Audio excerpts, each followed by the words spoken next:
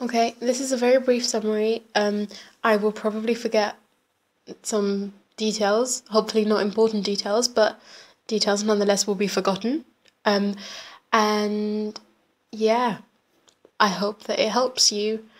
Right, so we follow through the main character, David okay, I don't know how to pronounce his surname, but David. We follow him through, and we learn that he is a divorcee. He's been divorced twice before, and he sees a prostitute who is Muslim, and her name is Soraya, once a week, every Thursday. And then what happens, he's sort of like it kind of sounds like he's a sexual predator, but a tame sexual predator. He just has certain needs, and he needs something very small to fulfill these needs. Does that make sense? That's what it is. He's just, so long as he has someone to bone once a week, he's fine, and he's not gonna jump anyone down the street. But if he doesn't have that one person, then that's where the complication arises. So he gets a bit of an obsession and a bit of a fascination with this prostitute that he's seeing once a week, because he's been seeing her for a year at the same place, and he starts to wonder about her life and what it's like, and whether or not she is a full-time prostitute or just a part-time one. And he ends up bumping into her down the street, and he sees that she's got two boys, and it's awkward, but because they make eye contact, but then the next time he sees her in the brothel, he just has sex with her, and they don't talk about it. They don't mention that they saw each other, and it's just really awkward. So for about 3 or 4 weeks, they go on with awkward sex, and he's just really awkward, and it's not the same as before. There's that lingering shadow over them, and then what she does is she says to him that she's not coming in for the next couple of weeks because she has to go and take care of her mum. And she said that the agency will call him and let him know when she's back. And then I think a week passes or something and she's not there. And then he calls the agency and he asks where she is and like if she's back yet. And they've told him that she has left and she will not be sleeping with clients anymore for their firm. And they ask him if they want somebody else, like a different Asian girl instead. And he just really wants to find out more about this one, so he asks for details and they refuse. And then what does he do? He sleeps with one of the others that they give him the suggestion, and I don't think it's as satisfactory as what he hoped. So then he should leave it there, and it's actually written in the text, I should leave it there, but I don't. And then he goes and hires a private detective to find this prostitute. So he goes, and the private detective finds him some details about the prostitute and gives him her phone number and that. And then he calls her, and he calls her at a specific time when he knows that her husband and her kids won't be in. And she answers the phone, and she says she doesn't know him, and she says, stop harassing me and don't call me again. And that was sort of the end of that. And then he has all this pent-up sexual frustration, and he hasn't found anyone that fulfills it in the same way that Soraya did. So he goes round. I think there's just one random woman at the university he works at that he sleeps with, and she's just really annoying. And he sleeps with her, and he's like, she got too overexcited when we were doing it, so I didn't like it. So he sort of just kicked her out after that. And then the main sort of plot line of the story, there are two main things that happen in this story.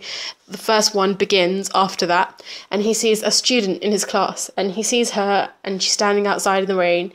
And he tells the reader about how every year he sort of is sweet on one or two of the students in his class, but he never acts on it. But this time, obviously, he has sexual needs that need to be fulfilled, so he does act on it. And he starts chatting up this girl, and you can just, from the very beginning, you can see that she's really awkward and she's uncomfortable and I think she knows what he's alluding to, but she is too polite to say no and get lost.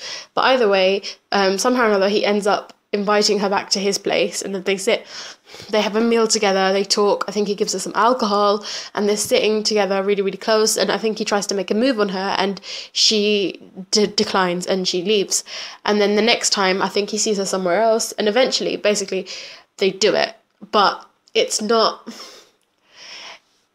It explicitly says in the book that it's not rape, but she is telling him, I don't want to, many times she says it. And if you just sort of feel this suffocating feeling when you're reading the text, and it's horrible, but he kind of forces himself on her.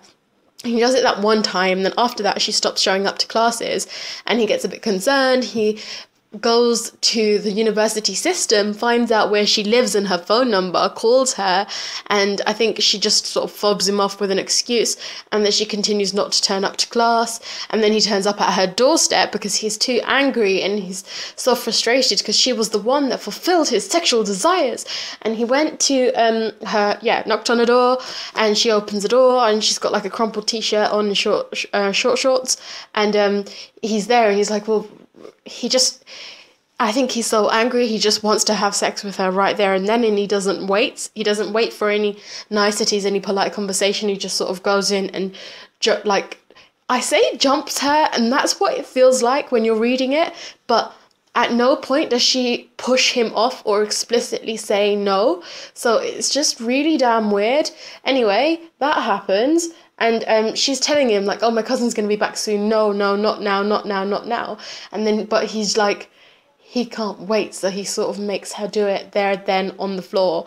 And then as soon as he's done, she tells him to leave. And he's like, yeah, that's fine. I'm done now. I can leave. And there's just no emotion, no empathy, nothing. He does not care for her feelings and for whether or not the situation is romantic or anything like that. He just had that one desire, needed to fulfill it. And then he was out the door, and it was her cousin Pauline that was coming round, and he sort of waits outside, and he sees who the cousin is, and he can see that she's sort of like a plumpish woman in a suit or something, and she's going in, and he looks at her with disdain, and it's not cool.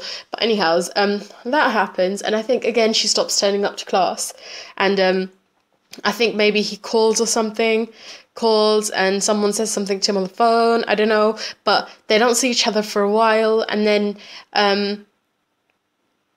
what happens? I think she turns up on his doorstep one day after like this strange encounter. She turns up on his doorstep, and he's just completely shocked, like he doesn't know what to do, because after that time that he sort of jumped her in her own house, he didn't really know how to respond or what to do or anything. So she turned up around his house, and she's like, I just need a place to crash.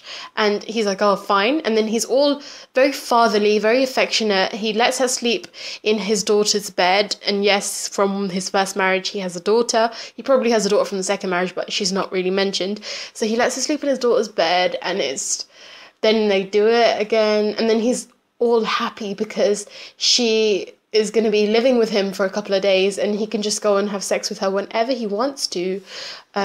So yeah, he's happy about that. And then what happens is he feels a bit frustrated that the control suddenly seems to be with her. He doesn't like that the control is with her, so he gets a little bit annoyed. And then all of a sudden, randomly, her boyfriend or something turns up in his office and threatens him and starts screaming and hurling abuse at him, and he says, I know what you do, you've been fucking her, all of this shit.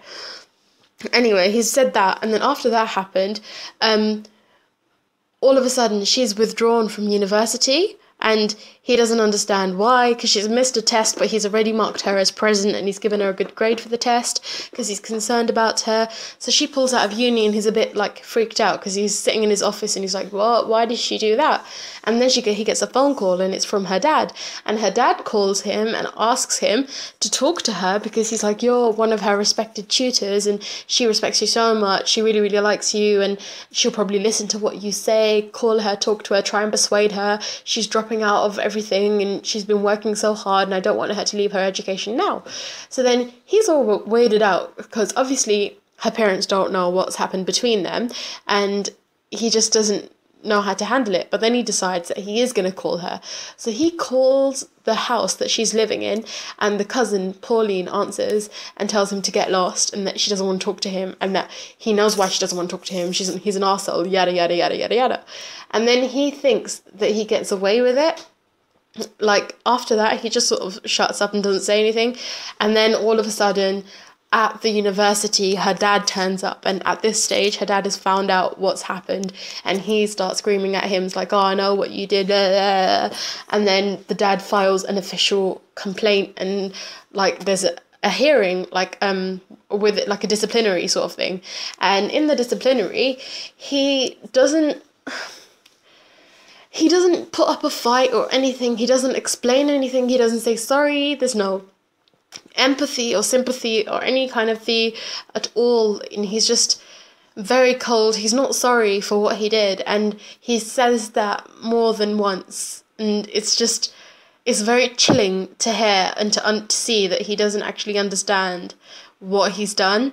And he doesn't get it because as far as he's concerned, she's come to him that one time and she never said no, and she seemed to like that he had this experience because of certain moments within their lovemaking. Or I don't even think you could call it lovemaking. It was just sort of brutish, primitive sex. Anyhows, right, so that happens, and then the university staff, right, this is what really freaked me out, is that there were certain sort of members that were like of the university, I don't know what they were exactly, but they seemed to have quite senior positions, and they were all encouraging him to just say sorry and say it was a mistake and he regrets everything that he did. Just do a little bit of counselling, say that, you know, I have a problem, I'm going to get some counselling, everything's going to be fine. And then they told him to sign the statement and that, you know, once you do that, it's fine and you're not going to get punished for it, you can carry on teaching. They go, you're a really great teacher. And he's not a great teacher because none of his students actually listen to anything he says in class, and he has a really poor turnout to all of his lessons. But anyway, they don't want to lose him, and I think it's more to do with the reputation. But either way, that's what happens. And he refuses, and he says, look, I plead guilty, and that's it. That's the end of it. So whatever it is you're going to do with that, just do it. And he's very, I've said it more than once, he's very cold. Anyway, long story short, he gets dismissed. Can't teach anymore. So yeah, he's taken out of his job, and people there are like, read it. Anyways, what happens next? After he's dismissed, he decides to take a trip, and he goes to see his daughter, who is living in a farm, on a farm, and she has a country house, and she's living there, and she's supposed to be living with a woman, but the woman's gone away somewhere, and her dad suspects that she's a lesbian, but he doesn't ever explicitly say it, and it's never sort of said what sexual orientation she is, not explicitly anyway. And then there's also this black guy that, by the way, it's also in South Africa, but anyway, there's this black guy that lives nearby. He lives in like a shed or something, or like a stable, and they've turned it into a house for him and his wife, and he has 2 wives, and he is like the dog man. That's what they call him at the beginning, because she has a small kennel and she looks after people's dogs, and that's part of how she makes a living. So she looks after people's dogs, and she grows stuff off the land. She makes jam and stuff like that, and she goes to market stalls and she sells that stuff, and she just basically has a very natural way of living. And this guy that lives on the like nearby is her helper. He was her assistant, and he's slowly moving up the ranks. Like at this stage, when they first moved there, when her dad goes to visit her, she's just telling him about how he's sort of progressed and he's gonna be a co-partner or something to the farm. Anyway, dad lives there, talks to his daughter for a while. They have all of this strange kind of tension between them, and it's I don't know, I think it's to the point where he thinks that she doesn't understand him, and she thinks that he doesn't understand that she does understand him. So there's that so they have many conversations about his sexual life, which he feels uncomfortable having with his daughter, but she seems to have just grown up a lot more than what when he last saw her. And she tries to get him more involved with country life and stuff like that, so he starts volunteering with a company or a place that euthanizes dogs. They kill dogs, so dogs that are sort of right at the end of their lives, or they have some type of illness, or nobody wants them or anything like that, and they're not able to be adopted or taken away. This woman kills them, and it's like the hardest job ever, and she goes on and on about how hard it is, and he goes there to help her like once a week or something. So he does all of this stuff, and he starts to get into the flow of the land and talking to his daughter and all of that, and they seem to be in like a good system. And then all of a sudden this big thing happens, and if you actually have the book with you and you read the blurb, that's what the blurb is mostly about. Three men turn up to the farm, and him and his daughter are having this discussion, and as they're sort of coming to the end of their discussion, they see three men coming towards the farm. And they're not three men, they're two men and one boy, and the boy seems like he's 16, maybe younger than 16, and they come in and they say to them, we live nearby, and the village that we live in doesn't have telephones, and someone's wife is having an accident, or she's giving birth or something, and we really need to use a telephone, can we use it? And because Lucy, who is his daughter, she thought the story does check out because that place doesn't have telephones, she lets them in, and she tells her dad to wait outside near the kennel. And whilst her dad is there, he sort of hears like a crash or a bang or something, and then he goes running in after. And as he goes in, someone whacks him over the back of the head, and he's sort of half passed out on the floor. And as he's sort of realising that whether or not he's passed out or not, he's sort of having that discussion in his head out loud on the book. Someone drags him into the bathroom and locks the door. And as that's happening, they've taken his daughter and they've taken her upstairs to her room or wherever, and nobody really knows what it is they're doing to her, but it's alluded that they're raping her. And it goes on for quite a while. He's locked in the bathroom, then eventually they pull him out, and he's like not sure whether or not they're going to kill him, what they're going to do. He's screaming out his daughter's name. They throw some methylated spirits all over him and they set him on fire. So his hair is all burnt off, his ear is burnt, some of his eye is burnt, like one of his eyes sort of closes shut with it. And he's just screaming in pain, and he's calling out his daughter's name because he doesn't know what's happened to her. And then the three men, they leave. And as this is happening, I think eventually he sort of regains some type of strength and walks up to where his daughter is, and he sees that she's in the bathroom. She's locked the door, so he's waiting outside and still calling her name. She doesn't say anything, and he's asking, what do they do to you, what do they do to you? She doesn't say anything. So she comes out, she sees him, she's like, oh, you're in a state, there's some baby oil in the bathroom, go and use that. And then she says that they've smashed the telephone, so I'm going to go to one of the neighbours' house and ask them to call the police or something. So she says she's going to go there, and he's like asking her, what did they do to you, what did they do to you, da, da, da. And then she says, look, when the police come to talk to us, you just tell your story and I'll tell mine, okay? And that's what she says, and she leaves, and she comes back later with some of the other villagers, or one villager, and the police come, I think, later or the next day or something. I have no idea.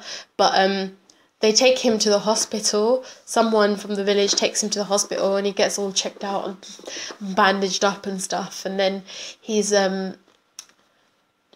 it's so weird. It's just really damn weird, because this whole time he's all freaking out, like, what have they done to my daughter? How could someone do something like that? And when you're reading it, the only thing that you can think in your head is, karma is a bitch, and you're a son of a bitch.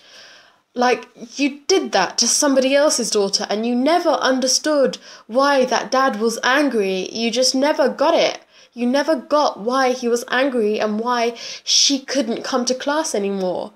You didn't understand, and now it's happening to your daughter, and you're screaming in pain, and you don't feel any remorse for something that you've done in the past. There's nothing there, and it makes me so angry. Anyway, he goes to the hospital, gets bandaged up and stuff, and they take him back. His daughter's acting really cold and kind of she doesn't want to talk. She's just very bottled up, very inward. And they end up going back to, you know, the woman that kills the dogs, her house. She's married, she's got a husband, and he goes, helps him, brings him home and that, and then they stay there for the night. And he keeps having these dreams where his daughter is calling him and saying, save me, save me. She's in a pool of blood, yada, yada, yada. And then the next day, he's talking to his daughter, and he's like, oh, what do we do now? What do we do now? And all of this stuff. And she's like, well, we go back to the farm, and we go back to the house, and we clean up. Oh, one thing I forgot to say is whilst they were in the house, right, the men, before they left, they shot all 6 dogs that were in the kennel, and they shot them in really horrible ways so that each of them died differently but painfully, and it was really, really horrible, very cruel. And I think one of the things, this is another thing, like the module that I'm doing it for at uni is called Animals in the Empire or something like that. Yeah, so it is very much an animal book, and it very much questions human rights and animal rights and stuff like that, and it questions the purpose, I suppose, of like affection towards animals and whether or not it's real, stuff like that.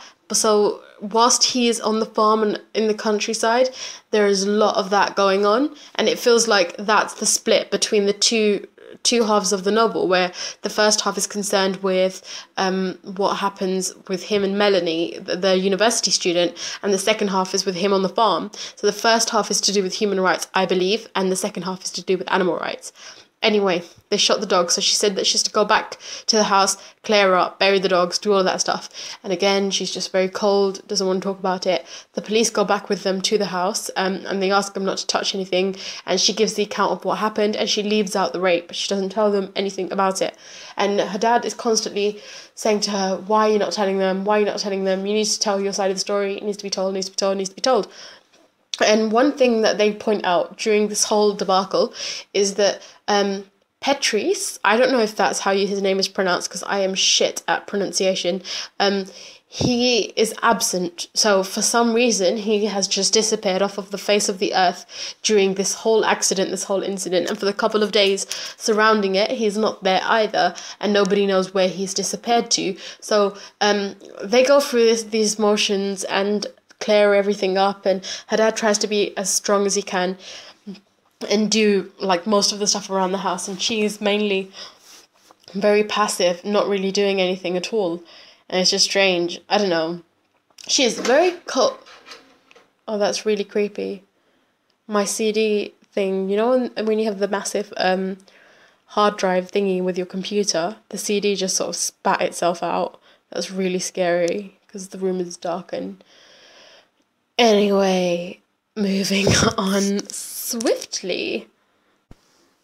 Right, yeah, the daughter is very cold, very angry all the time. Every time he tries to ask her about it and what happened, she keeps saying that you weren't there, you don't know what happened, and it's my right to keep it to myself, it's my right, we do things differently here. She's constantly saying that, but they have more than one argument, and there's just like a massive distance that grows between the two of them. And and this is where my memory's growing a bit hazy. I only read it this morning, to be honest, so there's no reason why my memory should be hazy, but I'm crappy like that. Petrice, or the helper dogman, comes back, and David, the dad, is very convinced that he has something to do with it, and they have many encounters where David is sort of asking him about it, and it's very cold and very strange, because before, that man seemed to be like best friends with Lucy, and they seemed to have a really excellent relationship, but now all of a sudden he doesn't want to talk to Lucy, and he doesn't want to ask about her or anything, and he's just not interested. There's like a smugness about him, and there's something about Lucy where it feels like she knows that he was responsible for it, and you start to get a whiff of complicated political matters that are going on there. between the two, because Lucy is just this white girl that's living on a country farm trying to be a country girl, and this black guy doesn't really take her seriously. So you have the conflicting races there, and it's just, obviously it's a book that's very much involved with the politics of South Africa, I suppose. I don't really know the politics of South Africa, but I'm assuming that there's a conflict there, and it's like there's a part where he talks, where when Patrice is talking, he says, "They are my people," and David sort of sees it and he's like, "Oh wow," like as if, okay, you're, I don't know, there are small, very small allusions to kind of racial differences within the language. There are parts where you don't actually know who is what color, but then after the attack happens, black people are sort of pictured within David's language as the aggressors, and it's very strange because of how slowly it comes out and how slyly it just sort of slips into his language all of a sudden. Very strange. Anyhows, that happens. They keep arguing, father and daughter, and eventually he has an affair with Bev, and Bev is the dog-killing woman in that place, and he explicitly says how unattractive she is and how, you know, she's doesn't really have a neck at all, and she's plump and she's got a red face and all of this stuff. But after this happens and there's a massive distance between him and his daughter, he goes and this happens. He just has sex with her multiple times on the floor in the dog killing place. Very strange. And then one day, I think the police call and they say to him that we've found your car and you need to come to identify it, because the people that raped his daughter and set him on fire also stole his car and some belongings in the house. So they went... I'm not a very good public speaker, and I have an audio blog, gosh. Him and his daughter drove to the place where they were going to go and get the car, and the policeman had also said that they had arrested 2 men. So they went there, and he went to identify the car, and the woman, Lucy, she stayed in. She didn't want to leave to go inside the police station, and so he went in, and they were looking in the car park or something, and the car that they had found, it was of the same make, but it wasn't his car, and the policeman was sort of pushing it on him, sort of saying, "No, this is your car, just take it, just sign for it, take it, this is your car." And he's like, "No, it's not my car, and that means that the men that you found with this car, they are not the ones that did the attack on me." And he's getting angry that they've not done that. Then he goes back in the car and he's telling that to Lucy, and Lucy all of a sudden is really upset and really, like, she seems shaken up that they haven't arrested the men. And then he gets angry because he's like, "Look, you don't even want anyone to know that you were raped, so if they were to go on trial, what were you going to do? How are you going to testify against them? Because if you're that scared that you don't want them to know, then what were you even going to do when it came to trial?" He had that sort of argument with her, and by that time, I think the distance between them was, like, ridiculous. It was not cool. I think they, you know, the relationship you have between a father and daughter, it was severed. It's just horrible. But she reveals more about the rape when they're talking in the car, and she tells him that when they were doing it to her, they did it with such hatred, and it was as if they hated her as a person. And then she's like, "Why did they hate me? Why did they hate me so much? They didn't do it because they wanted pleasure or they desired me or anything like that. They did it because they hated me, and there was anger, and oh my God, I don't even want to know anymore." And she wouldn't tell any more of that situation, and he kept on trying to act like he understood, and she's just telling him, "No, you don't understand." Then after this, like, there's sort of like a gap, maybe they go into the next chapter or something, but he is no longer on the farm. He's left, and he's making his way, what it seems to be, back to his house near the university. But on the way, he stops in a place called George, and in that place, that's where Melanie, the university student that he had inappropriate relations with, that's where her parents live. So he goes to her parents' house, and he goes there, enters her house, and her parents are not home, but her younger sister is. So he's talking to her younger sister, and he's just noting very pervy things about her, and he kind of imagines having a threesome with the two sisters and himself, and it's just like, you didn't learn anything from all of the shit you went through, you silly bastard. It makes me angry. And then I think the younger sister, she doesn't recognize who he is, she doesn't know who he is, so she goes and she tells him that if he wanted to wait for her dad to come home, he's welcome to do that. And he's like, no, because he's having all of these impure thoughts in his head, he decides against it, and he says that he's going to go and find her dad in the place that he works. So he goes, finds the dad, sits down to talk to him, and he said, there's something that I want to tell you. And from the way that he's starting this conversation, it feels like he's going to give a sincere apology, and he's going to say sorry. And he doesn't, though. He just sort of tries to explain why he did what he did, and it's like he's just said that he's a creature of impulse, and that he did it because there's something called eros, which he keeps referring to, and I am not familiar with the word or the term or what it means, whether or not it's got anything to do with Greek mythology, I have no idea, but I'm imagining that it's just something that's supernatural, or I don't know, metaphysical, and it's something that takes over him, and he said that, like, I'm not master of my passions and stuff like that, and he's just not in control, and he just does what he does because he does it. Anyhow, he says that to her dad, just right there, and that's all he says, and he says it as if, like, he kind of alludes to having sincere feelings for his daughter, for that Melanie, but he doesn't explicitly say that it's love. But the thing is, we were there. We witnessed the thoughts inside his head whilst he was doing her. There was no love there. There was literally the fact that she could fulfill his desire. There was nothing more to it. Anyway, he's having this conversation with his dad, and as he sort of finishes it, and he still doesn't apologise, he's walking out, his dad says to him, come to our house for dinner, I'm going to write down my address for you. And he's like, I already know where you live, but don't you think that would be inappropriate, because your wife's going to be there and she's probably going to hate me.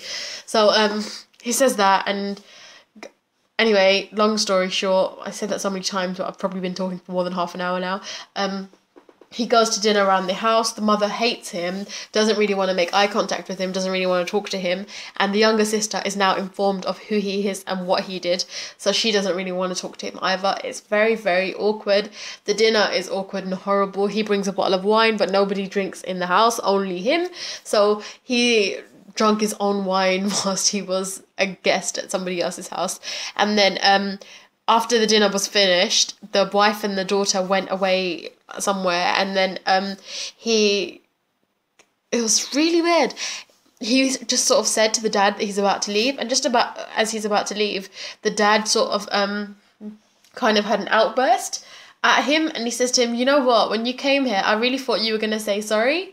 And it goes, and you haven't said it. And I think eventually within that little outburst that they have like a little mini argument, and I think he does actually say sorry. I'm not sure, but I think he does. You can double check that. Anyway, after that happens, he sort of bursts into the room where the youngest sister and the mother are, and he kneels on the floor and he says, thank you for a nice dinner. And it's really strange because he almost goes into, you know, I know the word in Arabic, sajda, you know, when you go into prayer, that sort of thing, when you kneel on the floor and then you put your forehead on the ground. I think that's what he does, which would be really weird if he did do that, just randomly near the mum in a room. That was weird. And then, yeah, that happened. And then afterwards, he leaves the house, he goes back to his university house. Whilst he's there, he sees that it's completely trashed. Someone smashed a window or something. They've taken all his things and it doesn't feel safe. There's a dead pigeon in the sink and he's looking at it and like, oh gosh, this is disgusting. He goes and I think he probably buys alcohol or dinner or something to cook in the house, and he sees someone that works in the university there, and they have a very cold conversation, and the uni woman is not that nice to him. She doesn't really want to talk to him in public. Then he goes, he has like, still has the key to his old office. So he goes there and the new professor is sitting in his office and the new professor gives him his mail and he just makes snide comments in his head about the professor being really young and all of that stuff. And he comes back and he's got like major financial issues because of the house and the debt and blah, blah, blah, blah. All this time he's been writing on Byron. Yeah, that's probably something I should have mentioned along the way. Like when he went to see Lucy in her country farm, that was one of his pastimes, his hobby or something that became sort of a passion in his life. He was just writing this opera about Byron and it was really weird. And he continued to do this whilst he was in his uni house. And whilst he's there, I think he calls back the country farm to see if Lucy's okay, and Lucy's just telling him, yeah, I'm fine, everything's fine, and she's acting really weird on the phone. So he calls Bev, the dog killer, and he asks her what's going on, and she says, no, you know what, you really need to talk to Lucy, and then anyway, he goes back to the country farm to see Lucy, and he goes there and Lucy's like, well, why did you come back? What's going on? Did Bev tell you something? And he's like, no, she didn't tell me anything. And then Lucy tells him that she's pregnant. So one of the guys that raped her also impregnated her and she's keeping a baby. And whilst he's there, Patrice is sort of going up in the world. He seems to be having enough money to build a house now nearby on his land, and he's doing that. He's doing that there, and then he holds a party because he's got this big new event happening. And when they go to the party, basically it's sort of known that Patrice is involved with the rape. And Lucy and him are having this weird issue. I don't know, but they go to the party and there's a boy. The boy, you know, there was 2 men and a boy. David sees the boy at the party and he kicks off and he's like, la la la la, you did this. And the boy's like, I didn't do anything. I don't know what you're talking about. Didn't do anything. And Patrice denies knowing him at all. We're right near the end now, so don't worry. He denies knowing him, and it's really strange. The next day, basically, they go back to the house on the same night, and Lucy's telling him, why did you kick up a fuss? Just leave it. And he's like, I'm going to call the police now so the police can come and get him, and all of this. And he doesn't call the police in the end because Lucy's very insistent, and she's like, no, you can't do it. Just leave it. And she seems to know what's going on. And I think eventually she explains to him that this is the price that she has to pay for living in that country with those people. This is how it is in South Africa. And I think, what is the word? Is it subjugation or something she uses? And she says that this is just, it's the price. Yeah, it's the price she has to pay for living that way of life, and she should just accept it and she should just move on. And it's really damn weird. It's really damn weird. And then David makes snide comments at her and he says, look, how are you gonna have this baby when you know that the boy, because I think the boy raped her too, you know, the boy that impregnated you is like across the road? Because after a couple of days after, first the guy refuses to acknowledge that he's her whatchamacallums. He knows the guy at all, or whether or not he's a rapist. He refuses that. And then I actually think that party happens before David leaves. I've got a feeling. And then when David comes back, that's when he realizes that shitty boy is also living with Patrice, because it's Patrice's wife's brother or wife's cousin or something, and he's living with them. And then Patrice is like, I'm not getting rid of him, he's family, he's my people, he's this people, and blah, blah, blah, blah. And then David is all protective over Lucy and he's trying to get her to move away, and she won't move away, and he's getting all irate because of that, and then they're massive distance. So this is like, once David's come back and they keep having this argument about the boy that lives across the road, and David decides that they can't live together in the same house anymore, so he gets like a little flat or something strange, like a little housing accommodation thing, and he gets it so he can stay and watch her whilst she's pregnant and before she has a baby. And he's just really angry at Petrus all the time, and there's a point where he catches that boy looking at Lucy having a shower or something, and he sets his dog on the boy, and the boy gets all angry. He's like, I'm gonna kill you, all of this stuff. Anyway, whilst he's staying there in the like other accommodation, not in Lucy's house but nearby, he starts going to the dog shelter place where they kill dogs a lot more, and he grows more affectionate towards animals, and it's almost as if Bev teaches him how to love and how to be affectionate towards non-human beings. And it seems like even though he has this tough, cold exterior, he's still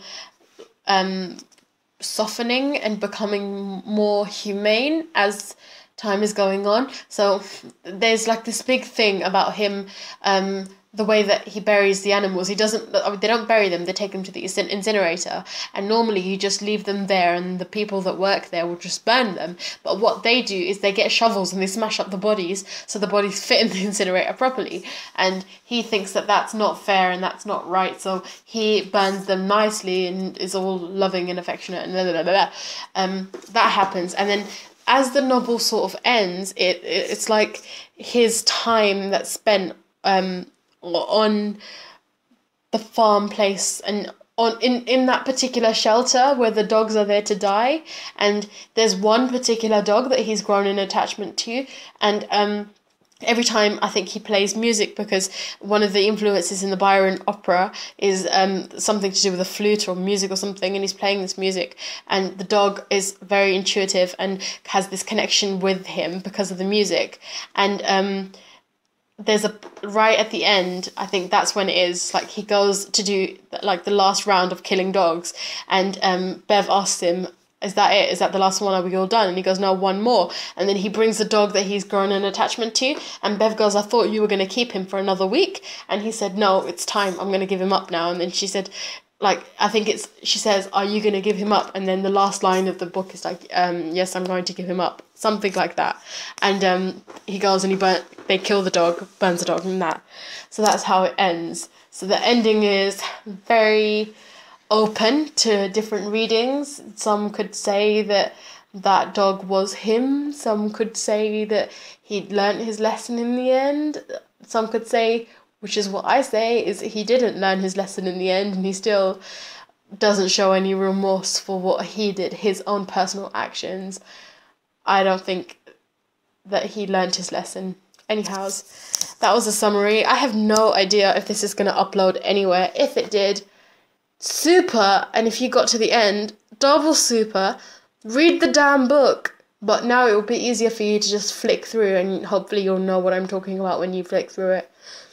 You've been listening to Nusret of London on iamthethingsilearned.blogspot.com, and this was a summary for Disgrace by J.M. Coetzee.